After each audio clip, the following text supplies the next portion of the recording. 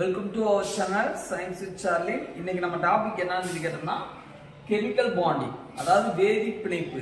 அதில் எப்படி ஃபிசிக்ஸை கொண்டு வந்து ஃபிசிக்ஸுக்கும் இதுக்கும் என்ன டிஃப்ரென்ஸ் அப்படின்னு பார்க்க போகிறோம். ஏற்கனவே முதல் செஷன்லேயே நான் சொல்லியிருந்தேன், கெமிக்கல் பாண்டிங் நம்ம பார்க்குறப்ப அந்த நியூட்டனோட அந்த கிராவிடேஷன் லா, அந்த லாவை தழுவி அதை டச் பண்ணிட்டு நம்ம எடுப்போம் அப்படின்னு சொல்லியிருந்தேன். அது மாதிரி தான் இந்த செஷன் இருக்க போகுது. ஆக்சுவலி இந்த கெமிக்கல் பாண்டிங் அப்படின்னா என்னன்னா, ஒரு ஆட்டத்துக்கும் இன்னொரு ஆட்டத்துக்கு இடையில என்ன ஒரு அட்ராக்ஷன், எப்படி அதை கனெக்ட் ஆகுது, கமிட் ஆகுது, ஒரு மாலிகுலா ஃபார்ம் ஆகுது, இல்லை ஒரு மாலிகுல் எப்படி ஒரு காம்பவுண்டா ஃபார்ம் ஆகுது அப்படின்னு சொல்றது வேதி பிணைப்பு. இதுல பார்த்தோம்னா ஸ்ட்ராங் பாண்ட், அதாவது வலிமையான பிணைப்பு, அதுக்கடுத்து வீக் பாண்ட், வலிமையற்ற பிணைப்பு அப்படின்னு சொல்லி ரெண்டு வகையான பாண்ட், அதாவது ரெண்டு வகையான வேதி பிணைப்பு இருக்கு.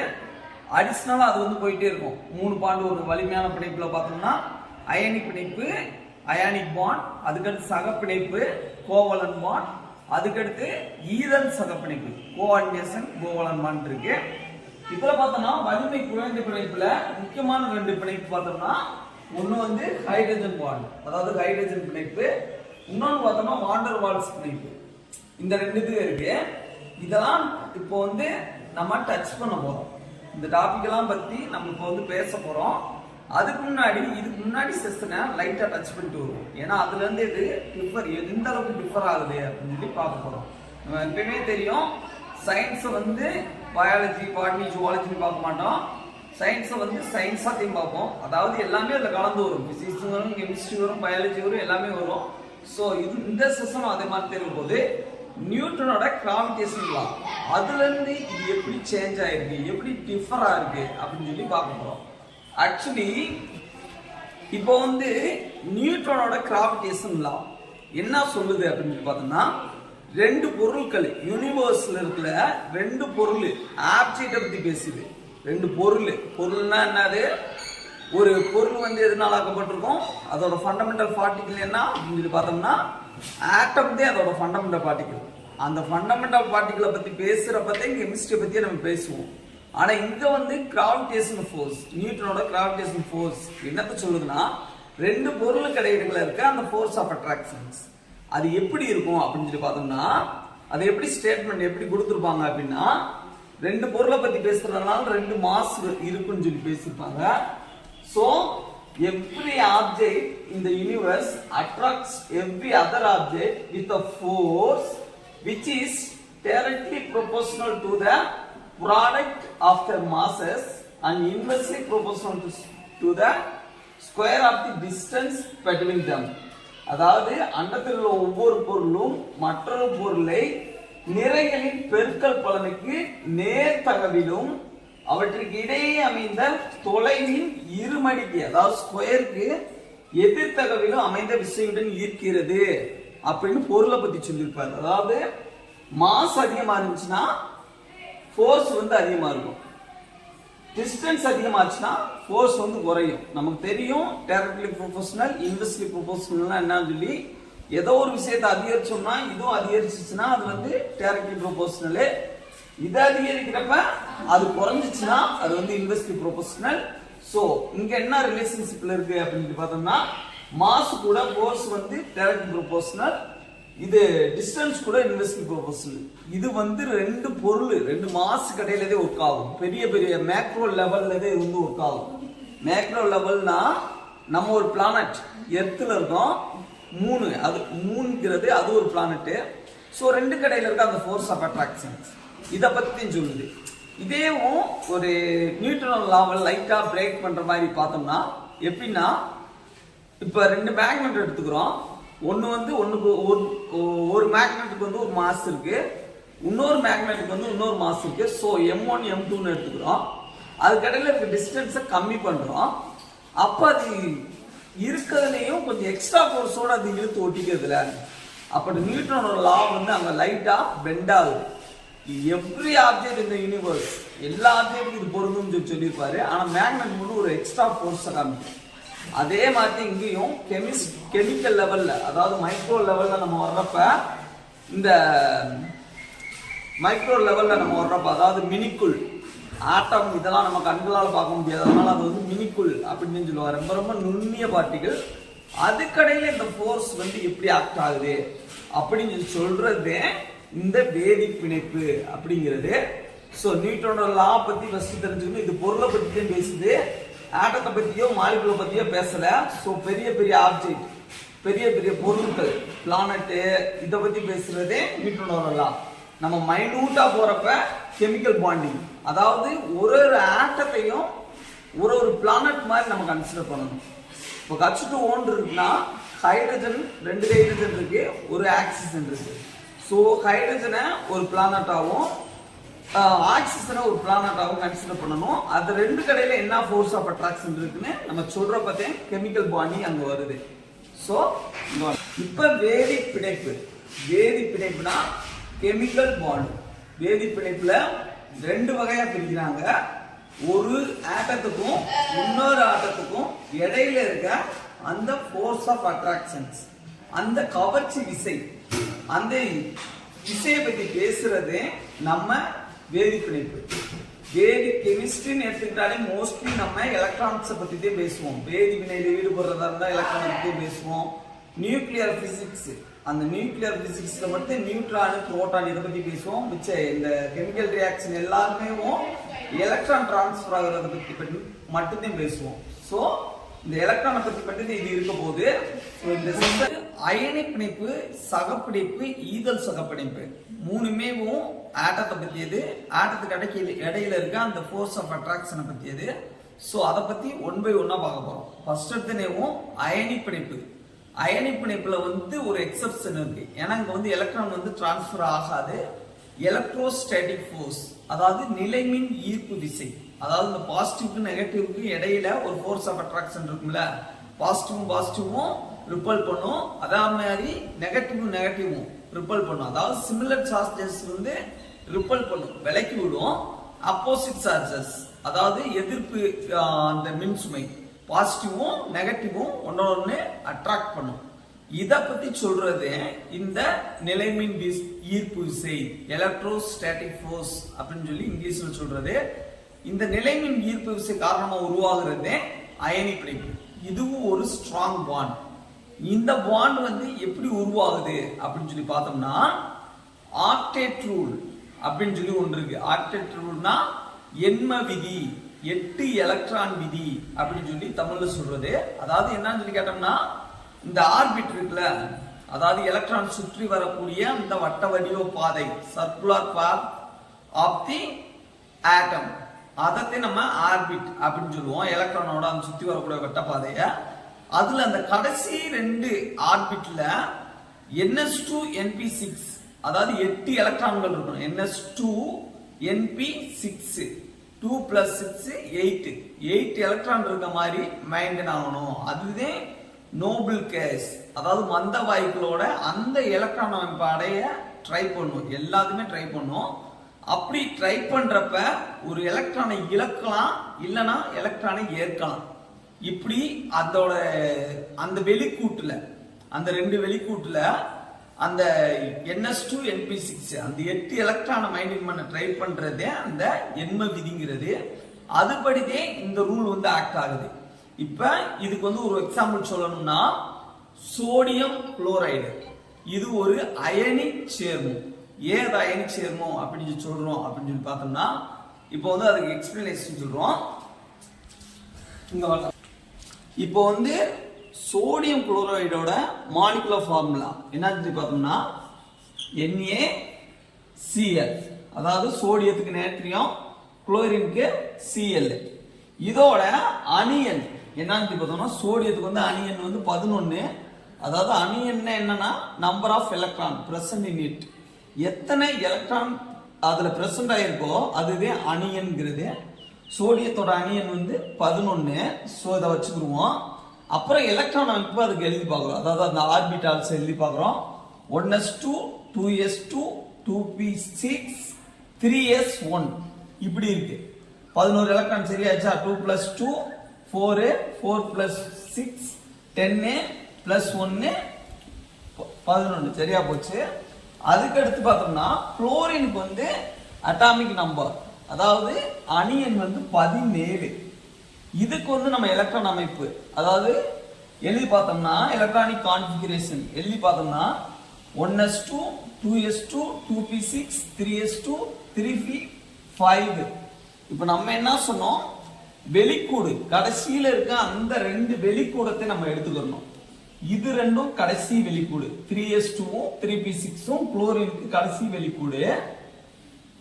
இங்க பார்த்தோம்னா 3p6 3s1 கடைசி வெளிக்கூடு. இதை எடுத்துக்கிட்டோம்னா இப்ப என்ன சொல்றது ஆக்டிவ் ரூல், கடைசி ரெண்டு ஆர்பிட்டல்ல வந்து 8 எலக்ட்ரான் இருக்கணும் மொத்தமா சேர்த்து. ns2 அதாவது நம்பர் ஆஃப் எலக்ட்ரான் அப்படி சொல்றோம். ns2 np6 இதே ஸ்டேபிளான எலக்ட்ரானிக் கான்ஃபிகரேஷன்ஸ். அதாவது நோபல் கேஸ் அந்த மந்த வாயுக்களோட எலக்ட்ரானிக் கான்ஃபிகரேஷன் அடையத்தே எல்லா ஆட்டமும் ட்ரை பண்ணும். இதுபடி பார்த்தோம்னா இதோட கடைசி ரெண்டு அந்த கூட பார்க்குறோம். இதை பார்த்தோம்னா 6 + 1 3s1 வருதா, போட்டோம்னா 6 1 7 வருது. ஸோ இது வந்து இந்த எலக்ட்ரானை லூஸ் பண்ணிருச்சுன்னா, ஒரு எலக்ட்ரானா இங்க இருக்கு 3s1ங்கிறது எலக்ட்ரானத்தையும் குறிச்சிருக்கோம். இந்த எலக்ட்ரான் லூஸ் பண்ணிருச்சுன்னா இங்க வந்து 3s ஆர்பிட்டாலே இருக்காது. ஸோ இந்த ரெண்டு ஆர்பிட்டால நம்ம எடுத்துக்கலாம். இப்படி எடுத்துக்கிட்டோம்னா 2 + 6 8 எலக்ட்ரான். இங்க ஆக்டெட் ரூல் கம்ப்ளீட் ஆகுதா. ஸோ இது எலக்ட்ரானை லாஸ் பண்றதுனால லூஸ் பண்றதுனால இது நோபல் கேஸ் எலக்ட்ரானிக் கான்ஃபிகரேஷனுக்கு வந்துருது. அதாவது மந்த வாயுக்களோட அந்த எலக்ட்ரானிக் கான்ஃபிகரேஷன்ஸ் அதுக்கு வந்துருது. ஸோ இது வந்து ஸ்டேபிள் ஆயிடுது. 2 + 6 ஸ்டேபிள். இப்போ குளோரின் இந்த இதுக்கு வருவோம். இதுல பார்த்தோம்னா கடைசி இதை பார்க்குறோம். கடைசி இதை பார்த்தோம்னா 1s2 2s2 2p6 3s2 3p5. So 2 + 5 7 வருது. ஸோ 8 எலக்ட்ரான் விதிப்படி 8 எலக்ட்ரான் இருக்கணும். அது வந்து இழந்தாவோ இல்ல பெற்றாலோ வரலாம், லாஸும் பண்ணலாம் கெயினும் பண்ணலாம். ஸோ இங்க வந்து கெயின் பண்ணா ஒரு எலக்ட்ரானை கெயின் பண்ணா 1 2 + 5 7 + 1 8 வந்துடும். ஸோ இந்த எலக்ட்ரான் இங்க இழக்கிற அந்த எலக்ட்ரானை ஒரு எலக்ட்ரான் இழக்குன்னு சொன்னோம்ல ஏற்கனவே, அந்த எலக்ட்ரானை இது வந்து கெயின் பண்ணிக்கிறோம். இங்க வந்து லூஸ் பண்ணுது, இங்க வந்து கெயின் பண்ணுது. So gain of electrons happen here and loss of electron happen here. இந்த சோடியம் வந்து எலக்ட்ரானை லூஸ் பண்ணுது, இந்த குளோரின் வந்து எலக்ட்ரானை கெயின் பண்ணுது. ஸோ எலக்ட்ரானை லூஸ் பண்ணா என்ன நடக்கும், எலக்ட்ரானோட சார்ஜ் வந்து மைனஸ். ஸோ ஒரு எலக்ட்ரானை லூஸ் பண்ணிட்டா மைனஸ் வெளியே போயிடும், அதனால பிளஸ் சார்ஜ் ஒரு புரோட்டானோட சார்ஜ் வந்து அதிகமாயிரும். அப்போ பாசிட்டிவ் சார்ஜ் வந்து அதிகமாயிரும். அப்ப Na பிளஸ் ஆயிரும், 1 பிளஸ் ஆயிரும். Cl வந்து என்ன செய்யுது, எலக்ட்ரானோட சார்ஜ் வந்து மைனஸ், ஒரு எலக்ட்ரானை எக்ஸ்ட்ராவா வச்சிருக்கு. அப்ப எலக்ட்ரானை எக்ஸ்ட்ரா வச்சிருந்தா அந்த எலக்ட்ரானோட சார்ஜ் மைனஸ்ங்கிறதுனால மைனஸோட சார்ஜ் இதுக்கு வந்துடும். ஸோ இப்போ பிளஸ் மைனஸ் என்ன செய்யும், ஒன்னோட ஒன்று அட்ராக்ட் பண்ணும். இதுவே எலக்ட்ரோஸ்டாட்டிக் ஃபோர்ஸ். இதனாலதான் இந்த ஸ்டேபிளான காம்பவுண்ட் உருவாகுது. இதுதான் அயானிக் காம்பவுண்ட்ஸ் NaCl. இது வந்து அயனிக் சேர்மங்களுக்கு one of the best example. இதை வச்சுதான் நம்ம இது பண்றோம். ஆக்டேட் ரூலை ஃபாலோ பண்ணி லாஸ் பண்ணலாம் இல்லைன்னா கெயின் பண்ணலாம். ஆனா அதோட ஆர்பிட்டல் அந்த அவுட்டர் ஆர்பிட்ல இது வந்து 8 எலக்ட்ரான் வச்சிருக்கணும். லூஸ் பண்ணலாம் கெயின் பண்ணலாம். இது நீ ஆக்சிடேஷன் ரிடக்ஷன் கூட எடுத்துக்கலாம். Loss of electron oxidation, gain of electron reduction அப்படின்னு கூட எடுத்துக்கலாம். அந்த அளவுக்கு போவானா இதை வந்து நீங்க ஞாபகம் வச்சுக்கணும். ஆக்டேட் ரூலை ஃபாலோ பண்ணி இது வந்து ஸ்டேபிளாக ட்ரை பண்ணுது. ஸோ அதனால NaClங்கிற அந்த காம்பவுண்ட் உருவாகுது. அப்படி உருவாகுற அந்த காம்பவுண்ட் எலக்ட்ரோஸ்டாட்டிக் ஃபோர்ஸ் ஆஃப் அட்ராக்ஷனால அந்த அட்ராக்ட் பண்ணப்படுற அந்த காம்பவுண்டுக்கு பேரு அயானிக் காம்பவுண்ட். அயானிக் காம்பவுண்டுக்கு எக்ஸாம்பிள் NaCl. இதுவே அயானிக் காம்பவுண்ட்ஸ் பத்தியது. இது வந்து வலிமையான பிணைப்பு, ஸ்ட்ராங் பாண்ட்ல வரக்கூடிய ஒரு பிணைப்பு. அடுத்து பார்த்தோம்னா சகப்பிணைப்பு. சகப்பிணைப்புனா கோவலன்ட் பாண்ட். கோவலன்ட் பாண்ட்னா ஈக்குவல் ஷேரிங் ஆஃப் எலக்ட்ரான்ஸ். ஒரு பாண்ட் உருவாகணும்னா 2 எலக்ட்ரான் தேவை. இங்க வந்து அயானிக் பாண்ட்ல வந்து ஒரு டிஃபரன்ஸ் என்னன்னா, அங்க வந்து எலக்ட்ரான் சேஞ்சஸ் நடக்குது, ஆனா ஃபோர்ஸ் ஆஃப் அட்ராக்ஷன் இருக்குது. எலக்ட்ரோஸ்டேட்டிக் ஃபோர்ஸ் அங்க ஆக்ட் ஆகுது, வலிமைப்படுத்துது. இங்க பார்த்தோம்னா சகப்பிணைப்புல ஈக்குவல் ஷேரிங் ஆஃப் எலக்ட்ரான். பெரும்பான்மையான கரிம சேர்மங்கள், அதாவது கார்பன் பிரசண்டா இருக்கக்கூடிய அந்த சேர்மங்கள் எல்லாம் இந்த சகப்பிணைப்பு தான் காணப்படும். இப்ப பார்த்தோம்னா மீத்தேனோட ஃபார்முலா CH4. மீத்தேனோட formula CH4. இதை பிரிச்சு நான் எப்படி எழுதிருக்கேன் சரியா தெரியல. CH4 இதோட ஸ்ட்ரக்சர் வேற மாதிரி வரும். இது ஒரு எக்ஸாம்பிளுக்காண்டி போட்டிருக்கேன். ஸோ ஹைட்ரஜனோட அட்டாமிக் நம்பர் 1னா அதுல ஒரு எலக்ட்ரான் இருக்குன்ற அர்த்தம். ஸோ ஒரு எலக்ட்ரான் இது கொடுத்துருது, கார்பன்ல இருந்து ஒரு எலக்ட்ரானை கொடுக்குது. அதே மாதிரி இந்த ஹைட்ரஜன் ஒரு எலக்ட்ரானை கொடுக்குது, இது ஒரு கொடுக்குது. அப்போ ஈக்குவல் ஷேரிங் ஆஃப் எலக்ட்ரான். ஒரு பாண்ட் உருவாகிறதுக்கு 2 எலக்ட்ரான் தேவை. இதுவே 2 பாண்ட் உருவாச்சுன்னா 4 எலக்ட்ரான் தேவை. Pair of electrons. ஒரு பாண்ட் உருவாகிறதுக்கு 1 பேர், அதாவது 2 எலக்ட்ரான் தேவை. இப்ப 2 பேர் உருவாகிறதுக்கு 4 எலக்ட்ரான் தேவை. இப்படி ஈக்குவல் ஷேரிங் ஆஃப் எலக்ட்ரான் இருந்துச்சுன்னா அது வந்து கோவலன்ட் பாண்டா இருக்கும், சகப்பிணைப்பா இருக்கும். அதனாலதான் இந்த சகப்பிணைப்பு சேர்மங்கள் வலிமை வாய்ந்ததா இருக்கும். சோ இந்த கேஸ் வந்து முடிஞ்சிருச்சு. சகப்பிணைப்பு சேர்மங்கள்னா ஈக்குவல் ஷேரிங் ஆஃப் எலக்ட்ரான்ஸ். அதை மட்டும் உண்மையில நான் வச்சுக்கோங்க. இதுக்கு அவ்வளவா எக்ஸ்பிளனேஷன் தேவையில்ல, நல்லா புரியும். அதுக்கடுத்து ஈதல் சகப்பிணைப்பு. அதுக்கடுத்து பார்த்தோம்னா ஈதல் சகப்பிணைப்பு. தமிழ்ல நல்லா பேர் வச்சிருக்காங்க. இங்கிலீஷ்ல வந்து கோஆர்டினேஷன் கோவலன்ட் பாண்ட் அப்படி வச்சிருப்பாங்க. இது கோவலன்ட் பாண்ட் கூடதே வரக்கூடியது, ஒரு சின்ன வித்தியாசம் இருக்கும். அதனாலதான் இப்படி பேர் வச்சிருக்காங்க, கோஆர்டினேஷன் கோவலன்ட் பாண்ட். ஈதல்னா கொடுக்கிறது, ஈகை பண்பு, மற்றவங்களுக்கு கொடுக்கக்கூடிய அந்த ஷேரிங், அந்த இது ஈதல் பண்புங்கிறது. இது வந்து லோன் பேர் இருக்கக்கூடிய ஆட்டத்துக்கு இடையில நடக்கும். என்னன்னு சொல்லி பார்த்தோம், லோன் பேர்னா எக்ஸ்ட்ராவா பாண்டிங்ல இன்வால்வ் ஆகாத அந்த எலக்ட்ரானை வச்சிருக்கக்கூடிய ஆட்டத்துக்கு இடையில நடக்கும். இதுல பார்த்தோம்னா ஃபெரஸ், அதாவது அந்த இரும்பு வந்து இருக்கு, இங்க வந்து சயனைடு வந்து இருக்கு.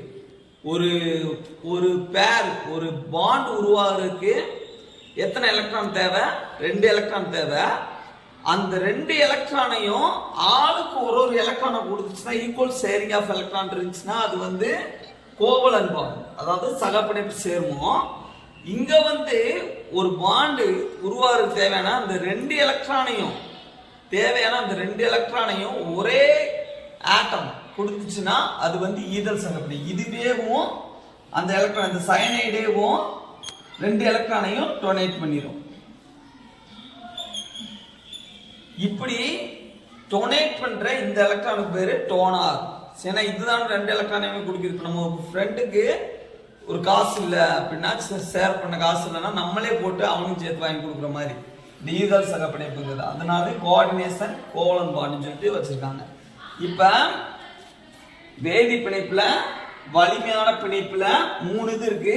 அயனிக் பிணைப்பு, அது வந்து எலக்ட்ரோஸ்டாட்டிக் ஃபோர்ஸ், அதனால ஞாபகம் வச்சுக்கணும்.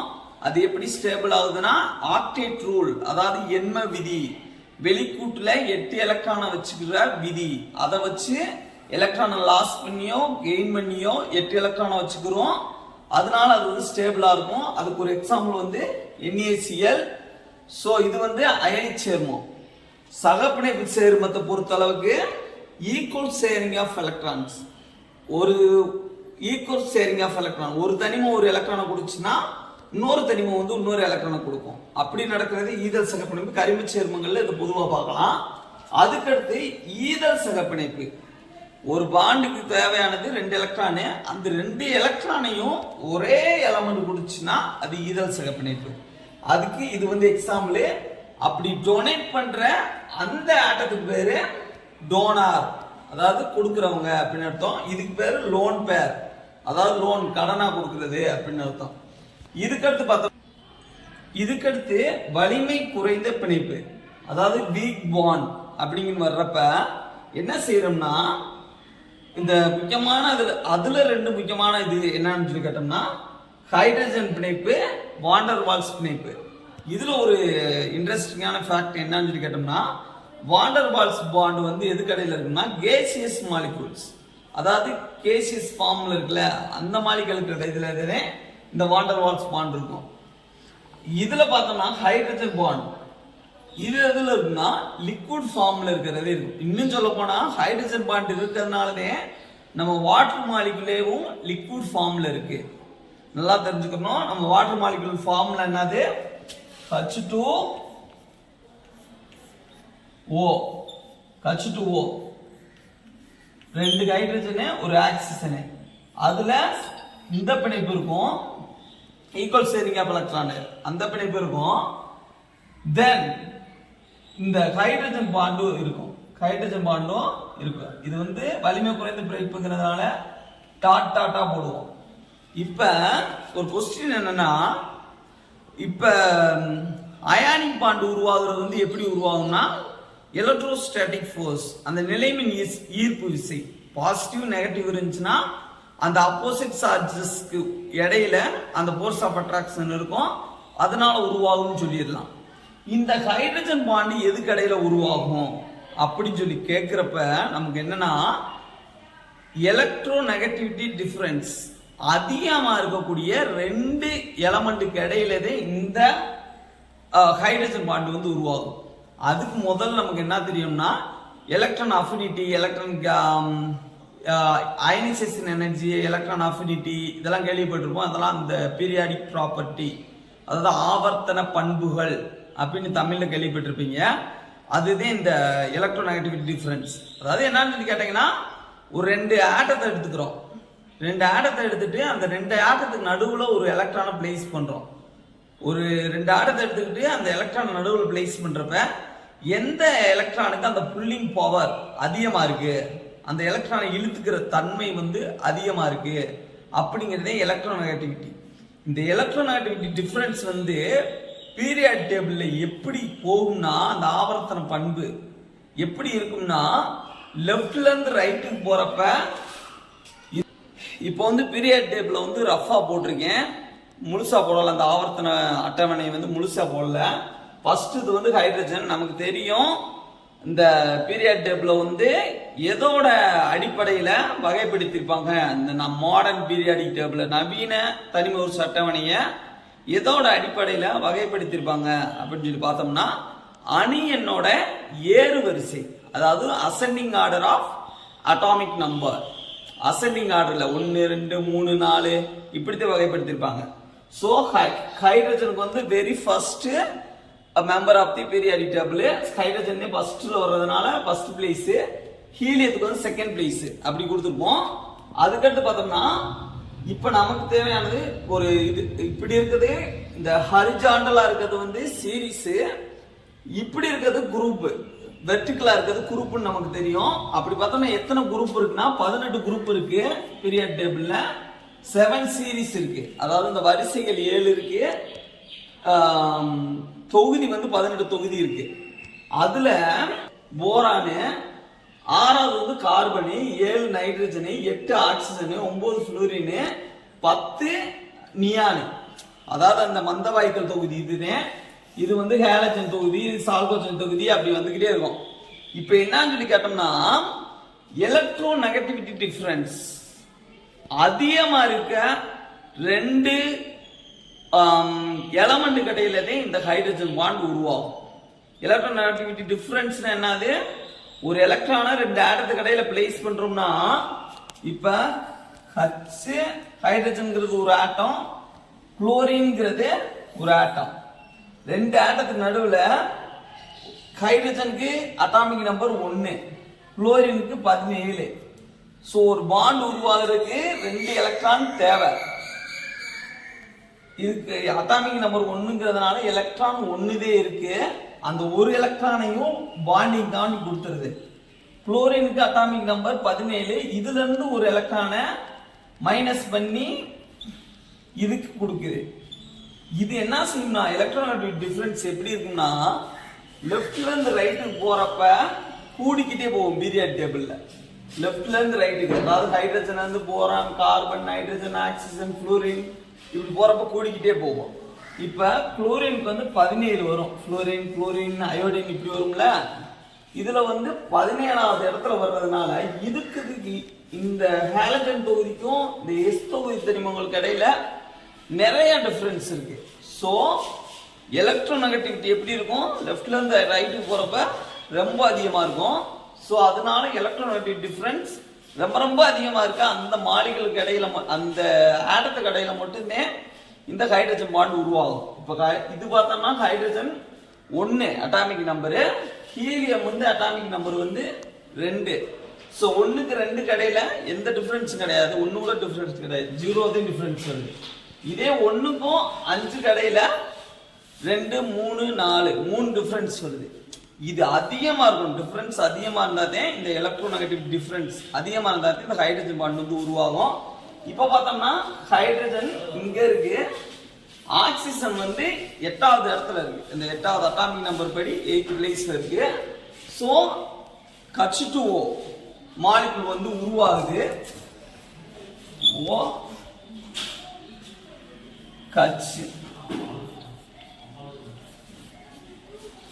ஹைட்ரஜன் மாலிகுல் வந்து உருவாயிருச்சு. இன்னொரு ஹைட்ரஜன் மாலிகுல் வந்து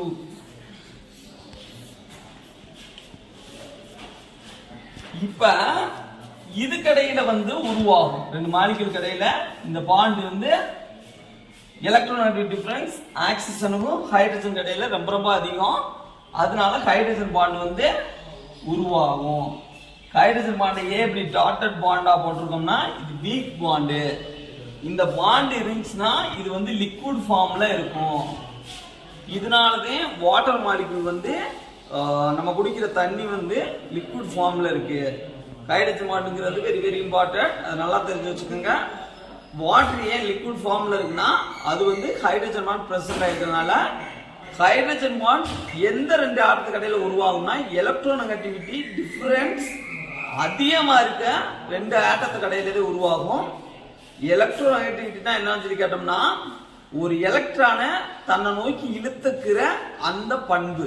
2 ஆட்டத்துக்கு இடையில ஒரு எலக்ட்ரானை பிளேஸ் பண்ணோம்னா எந்த ஆட்டம் அதிகமாக அதை புல்லிங் பண்ணிக்கிறது, இழுத்துக்கிறதோ அதுவே எலக்ட்ரோநெகட்டிவ் டிஃபரன்ஸ். இது வந்து அயனிசேஷன் எனர்ஜி, அயனியாக்க ஆற்றலுக்கும் அந்த எலக்ட்ரோநெகட்டிவிட்டி எலக்ட்ரான் கவர் திறனுக்கும் டைரக்ட் ஆப்போசிட். என்னன்னு சொல்லி கேட்டோம்னா அயனியாக்க ஆற்றல் வந்து எலக்ட்ரானை வந்து லூஸ் பண்ணும், எலக்ட்ரான் கவர் திறன்ல வந்து எலக்ட்ரானை வந்து கெயின் பண்ணும். இது 2 கடையில ஒரு டிஃபரன்ஸ் வந்து நான் அடுத்த வீடியோல போடுறேன். இந்த எலக்ட்ரான் அயனியாக்க ஆற்றலும் எலக்ட்ரான் கவர் தரணும். ஏன்னா அது வந்து ஒரு நல்ல டாபிக். செல்ல வந்து ஒரு 20 நிமிஷத்துக்கு மேல நம்மளால எடிட் பண்ண முடியல, கஷ்டமா இருக்கு. ஸோ அதனால அயனியாக்க ஆற்றலும் எலக்ட்ரான் கவர் தரணும் தனித்தனியா பார்க்கணும். அது வந்து பீரியாடிக் ப்ராப்பர்ட்டியில ஒரு முக்கியமான பண்பு. அதை வந்து அடுத்த செஷன்ல பார்ப்போம். அதுக்கடுத்து பார்த்தோம்னா வாண்டர் வால்ஸ் பிணைப்பு. வாண்டர் வால்ஸ் பிணைப்புங்கிறது இந்த வாண்டர் வால்ஸ் பிணைப்புங்கிறது இந்த வாண்டர் வால்ஸ்ங்கிற சயின்டிஸ்ட் கண்டுபிடிச்சாரு. அது வந்து இந்த வாண்டர் வால்ஸ் கண்டுபிடிச்சாரு. அது வந்து எளிதில் நீர்மமாகக்கூடிய அந்த மாலிகுல்ஸ். அதாவது எந்த ஒரு கேஸையும் நம்மளால நீர்மமா மாற்ற முடியும், அதாவது திரவமா மாற்ற முடியும். ஒரு பர்டிகுலர் டெம்பரேச்சர்ல ஒரு பர்டிகுலர் ப்ரெஷரை நம்ம கொடுத்தோம்னா எந்த ஒரு கேஸும் அது லிக்விடா மாறிடும். இந்த டெம்பரேச்சர் கிரிட்டிக்கல் டெம்பரேச்சருங்கிறது. இந்த டெம்பரேச்சர் வந்து ஒரு கேஸுக்கு ஒரு வித்தியாசமா இருக்கும். ஹைட்ரோ கார்பனுக்கு ஒரு மாதிரி இருக்கும், அந்த கேஸுக்கு ஆக்சிஜனுக்கு ஒரு மாதிரி இருக்கும், ஹீலியத்துக்கு ரொம்ப அதிகமா இருக்கும். இந்த மாதிரி டிஃபரன்ஸ் இருக்கு. கார்பன் டை ஆக்சைடுக்கு ரூம் டெம்பரேச்சர்ல இதாகும். இந்த மாதிரி ஆகக்கூடிய அந்த இதுதான் அந்த ஃபோர்ஸ் தான் வாண்டர் வால் ஃபோர்ஸ்ங்கிறது. இது ஒரு வீக் பாண்டு. இதை வந்து ஒரு இன்ட்ரோடக்ஷன் தான் பாண்ட்ஸை பத்தி.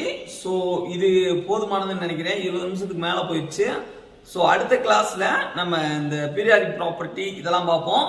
நியூட்ரனோடலாம் எப்படி கொஞ்சம் டிஃபர் ஆகுது அப்படின்னு சொல்லி பார்க்க போறோம். மேக்ரோ லெவல்ல வர்றப்பதே, ஆப்ஜெக்ட் லெவல்ல வர்றப்பதே இந்த அதே மைக்ரோ லெவல், மினிக்குள் லெவல், ஆட்டம் அந்த லெவல்ல வர்றப்ப அது வந்து அவ்வளோ ஒர்க் அவுட் ஆகாது.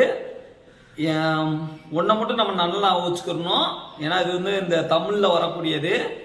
இந்த 10 பாட்டுல பெரியோரை வியத்தலும் இளமே, சிறியோரை இகழ்தல் அதனினும் இளமே.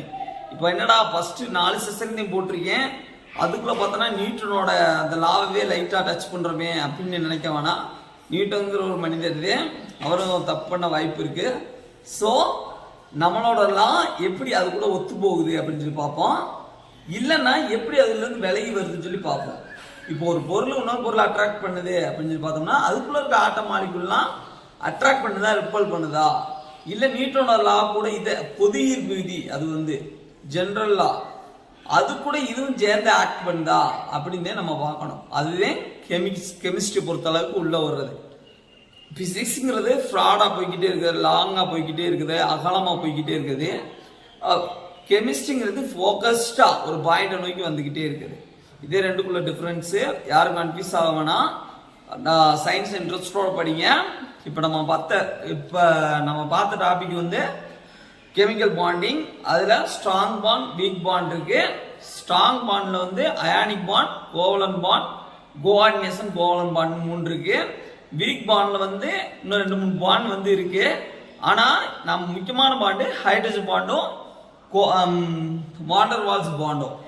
இதுல நீங்க செக் பண்ணி பார்க்க வேண்டியது எலக்ட்ரோஸ்டாட்டிக் ஃபோர்ஸ்னா என்னது, கூலம்ஸ் லாவில் இந்த பிசிக்ஸ்ல கூலம்ஸ் லாவை எடுத்து பாருங்க. அது கிட்டத்தட்ட நியூட்டனோட லாவை ஒத்து போயிருக்கும்.